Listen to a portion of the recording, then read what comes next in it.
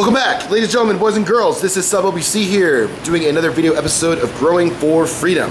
And like I'd mentioned in the previous video, we are now hanging out at the Site B location, checking in on the San Fernando Valley OG grow. And of course, this was supposed to be the second half of the base, or I should say, yeah, the base additive nutrient shootout between Heavy16 and their fire additive, which we're featuring here, versus advanced nutrients and their Big Bud and Overdrive base additive combinations, which was used at the Moneymaker.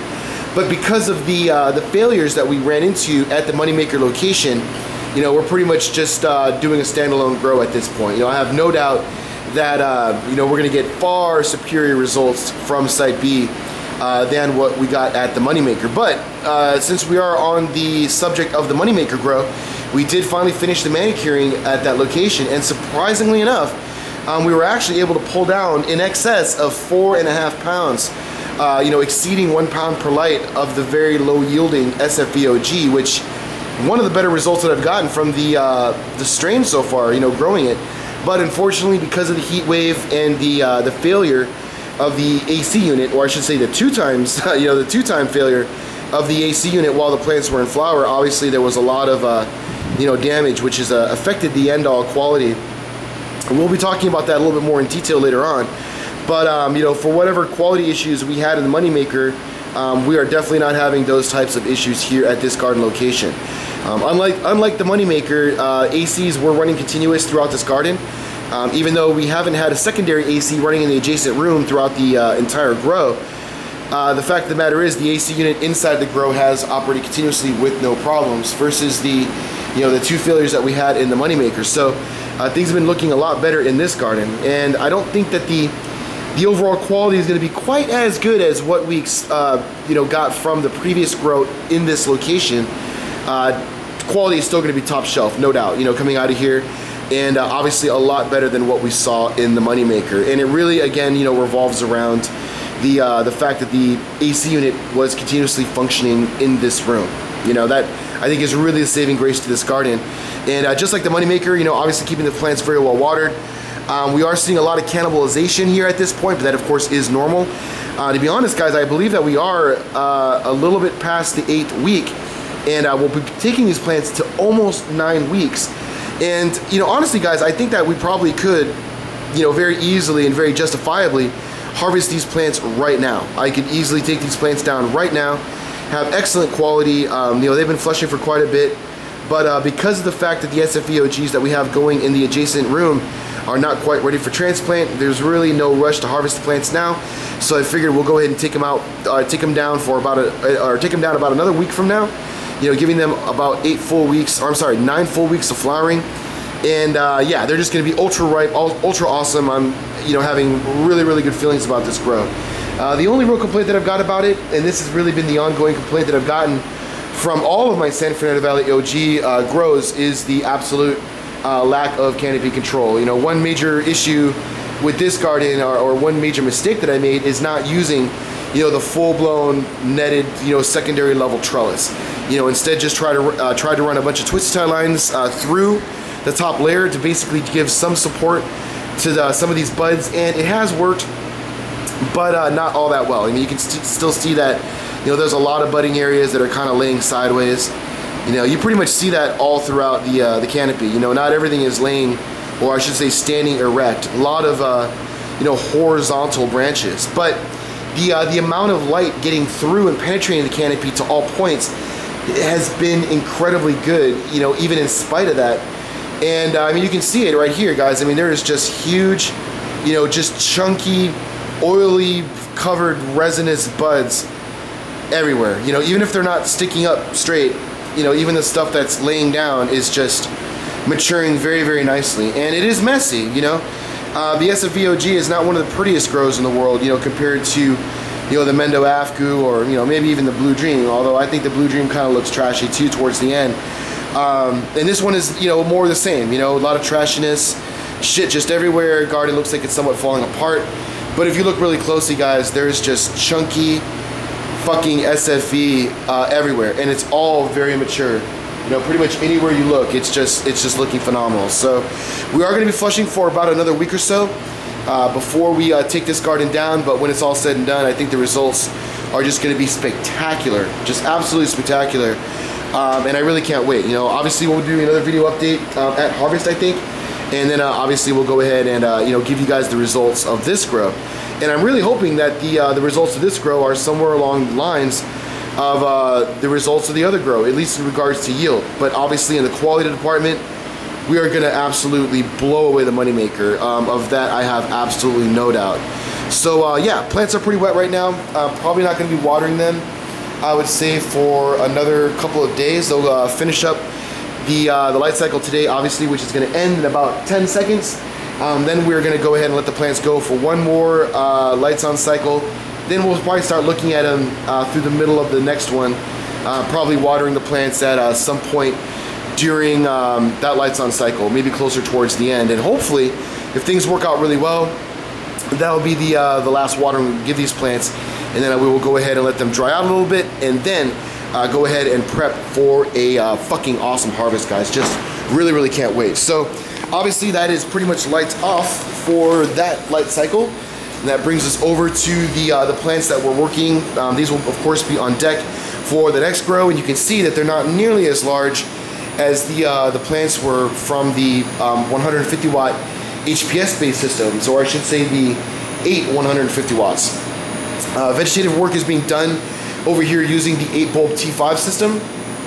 And one thing I figured out right away is that the 150 watt HPS systems on the flood tables just do a lot better job, and a lot better job for a lot of reasons. I mean, number one, obviously the lumen output of 4 150 watt lights is going to be much more powerful than the lighting output that you get from, you know, a single 8 bulb 4-foot T5 array. There are some advantages obviously to running T5s, you know, such as heat and stuff like that. But I'm starting to find there are a lot of disadvantages that I have to, you know, compensate for. And one of those is obviously the plants just don't grow as much, nor do they aggressively consume water as much. And because of this, it's really created somewhat of a problem. I mean, you can see the plants here look a little bit odd. They don't look quite as perky, quite as good as what we had seen over in the nursery under the HPS systems. And a lot of that has to do with the fact that these plants are probably, in my opinion, being consistently overwatered. And the main thing about that is that these cycle timers that I've been using to basically control these flood tables only have up to a 12-hour interval between waterings. And under a fluorescent-based system like this, it's just too much. You know what I'm saying? I mean, generally speaking, that, you know, after the first week or 10 days of you know, veg in the flood tables under the 150 watt HPS systems, I can go to a 12-hour watering interval pretty easily at that point. And the plants will consume all the water. They'll still root aggressively. They'll grow perky, look really great. But when we start dealing with fluorescent lights, there's just not enough output for the plants to be watered that often. So you can see here that I've actually just unplugged them from the cycle timer. Not even sure if I'm even going to use them on cycle timing before the plants have to be transplanted, because I'm just not sure if they're going to get large enough. I mean, we're going to have to see. We still have about, you know, 7 or 8 days until transplant. But you know, I've said this before, and I'm going to say it again. You guys that produce these cycle timing products, Titan, Cat, one of you motherfuckers out there, please step up and make a cycle timer with a 24-hour interval. It would just be huge, especially if Cap were to make a you know, a version of the Art DNE with a 24-hour interval. It would make it really useful, really useful, because the 12-hour interval is just not adequate to cover all the uses that a cycle timer is generally used for. And this is a perfect example of it. Right now, if I did want to put these plants on some kind of automation, I would have to put them on some kind of you know, just like a standard light timer, like an Intermatic, you know, multi-event timer. But those things are very fucking difficult to program. You know what I'm saying? And you literally have to like program every single event, every single watering. And if you want to make any changes, you got to reprogram the whole thing. It's a real fucking bitch. It's a real fucking hassle. And you know, the easiest way to get around it is for one of these companies to just make a cycle timer with a 24-hour interval, or maybe even longer, to be honest. Fuck. Make it 36 hours, 72 hours, I don't care. But just something more than 12 hours, because once every 12 hours, it's pretty much grossly inadequate, and I just can't really use cycle timing with fluoros, you know? And I've been comparing the results of a friend of mine who's doing veg the exact same way, but his stuff is all being done by hand. You know, he basically plugs in his pump, lets it flood, and then, you know, waits for the plants to dry out and then does it again. But unfortunately, that is just not going to work for me, you know, because I'm just not at this location enough, and I got to have some automation somewhere, otherwise I'm just gonna go fucking crazy, seriously. Now, for all you guys that have been following along, you can see that we have a lot of plants missing. We've been actively culling some of the more skimpy, shitty, fucking garbagey plants, and a lot of people brought it to my attention that obviously I had a lot of very skinny, crappy plants. I did, of course, realize this when the plants were transplanted, but you know, since the people making the statements were obviously too stupid to follow along, you know, I do run a hell of a lot more plants than I actually need. 1/3 of all the plants that I vegetate are eventually destroyed, and they end up being thrown in the garbage, you know, with all of the leaves and dead shit that we pull out of the garden. So yeah, at this point we are down to what, 12, 14, 15, 16, 17, 18, so still 2 more plants to be removed from this set, and then we'll go ahead and space them out a little bit, you know, 8 plants per table, and then they're going to run for another week, and then we'll see where they're at. And if they're not ready to be transplanted at harvest time, then we'll let them keep going. You know, I'm not going to transplant these into the veg room and then do any veg at all whatsoever in the flowering room.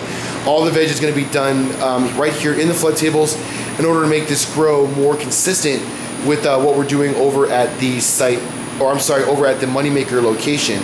Now, before I conclude this video, there's one last thing that I wanted to mention, and that is the fact that I've decided to change the way the shootout is going to work. I no longer want to pit the 2 gardens off against each other anymore, you know, Site B versus the Moneymaker. And the real reason behind this is that if I want to make legitimate, you know, scientific contributions to the grower community at large, then I'm gonna have to start taking my testing and presentation of the facts a lot more seriously, So what I'm gonna actually be doing is that I'm gonna be running the nutrient shootout across both gardens at the same time, averaging the results and then comparing it against an identical grow under the identical set of circumstances. So what do I mean by that? Well, specifically speaking, instead of pitting off the 2 gardens against each other, we're now going to be using an average of both gardens and then looking at those results as a whole. So in order to kick off this next nutrient shootout, we're going to actually be using the Advanced Nutrients Overdrive and Big Bud here in this grow. Actually, where's the Big Bud? Oh, there it is up there. And while continuing to use the Heavy16 base nutrients as well as their prime enhancer. And the big reason for this is, again, you know, like I said, there's a lot of differences between both of these grows. Even though there's a lot of similarities, there is in fact also a lot of differences. And with that being said, I think it's going to be a really good idea to take an average of both gardens, and then when we make our changes, you know, compare the averages of both to another set of averages from both. So that way I think we're going to get a lot more realistic results. And because of the differences, you know, again, you know, we got fluorescent based veg here versus, you know, 8 150 watt high pressure sodiums at the other location. We also have a little bit different differences in ventilation, a little bit differences as far as, you know, secondary AC is concerned. There's just a lot of variables, and it's just never ever going to be fair for me to do shootouts between both gardens. You know, we're never ever going to get concrete scientific data that's going to be worth a shit to anybody. So from now on, we're going to be doing it as an average. So this is going to be, I guess, part 1, the first leg of the shootout, which we are going to be using the Heavy16 nutrients, the base nutrients and their prime enhancer, along with the Advanced Nutrients Big Bud and Overdrive, also using Hygrozyme, Advanced Nutrients Nirvana, Botanicare Sweet, the raw flavor, as well as General Hydroponics Florist Plus, and we will be avoiding the use of fire for this grow. But once this grow is completed, as well as the Moneymaker also will obviously be completed before this one will be, we'll go ahead and then use fire at both locations and then go ahead and do a comparison of the results. And I think this is a really good time to do that because we are heading into the winter months. We're going to have several months of really, really agreeable temperatures, and it should really help in giving us some unified and consistent results. But guys, that is pretty much it for this video update.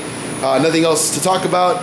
I hope you guys enjoyed it. Next video, we'll probably be heading out back to the main headquarters location to check in on how we're doing with the vegetative nursery, the production line, as well as the new LED garden that we're building in the tent, the LED tent. So that's pretty much it, guys. Thanks for watching, and I will see you all next time.